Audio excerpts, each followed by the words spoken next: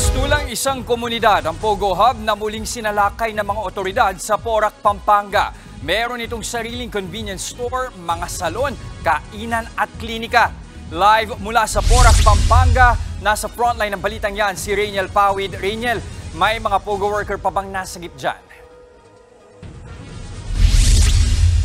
Jester, ngayong araw nga ay wala ng Pogo worker pa ang nakita doon sa loob ng Pogo compound. Ito na yung ikalawang araw ng search operation dahil kahapon nga o pasado alas 5 ng hapon dumating yung bagong search warrant.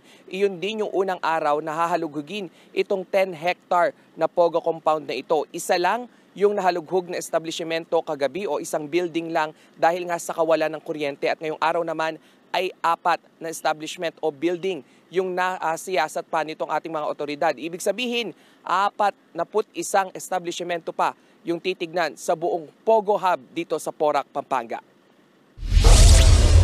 Tumambad ang hilera ng mga Chinese restaurant sa pagpapatuloy ng search operation sa ni-raid na Pogo sa Porac, Pampanga.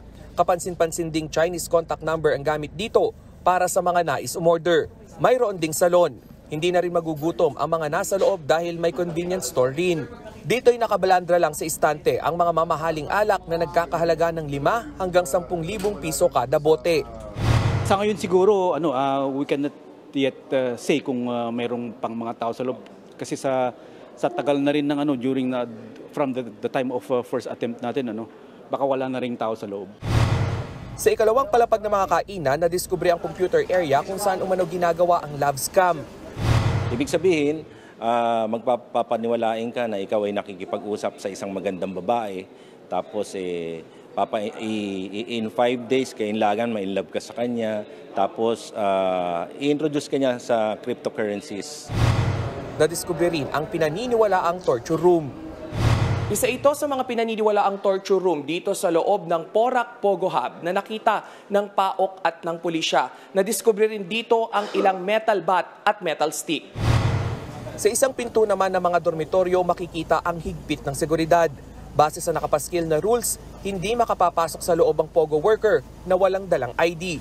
May panuntunan din na kung magpapasok o magdadala umano ng kasamang babae ang isang Pogo worker, kailangang may pahintulot ito mula sa building administration. May ilang hayop din ang natagpo ang payat, patay at nanghihina. Isang unggoy ang nasagip at nakabilad sa init. Maging ang kuneho na ito bakas ang gutom at hapos sa init. Ang aso naman na ito hindi na makatayo at nilalangaw na rin.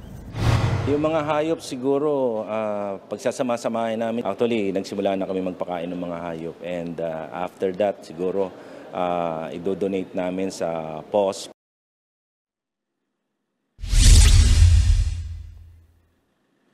Jester, kakapasok lang na impormasyon, sabi nga ng PAOK ay wala pa sa 50% yung nalilibot natin dito sa buong Pogo Hub o Pogo compound dito sa Porac, Pampanga.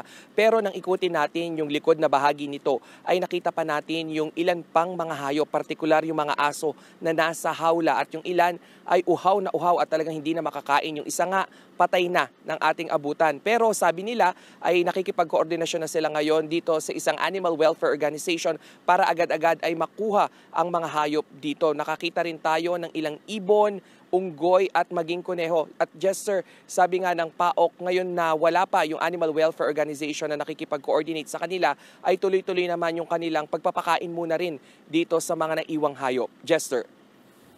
Maraming salamat. Nag-uulat mula Pampanga, Rainiel Pawid. Mga kapatid, Jess De Los Santos po. Iba na ang may alam at may pakialam sa panahon ngayon. Para sa tuloy-tuloy na balitaan sa Frontline kahit weekend, mag-follow at mag-subscribe.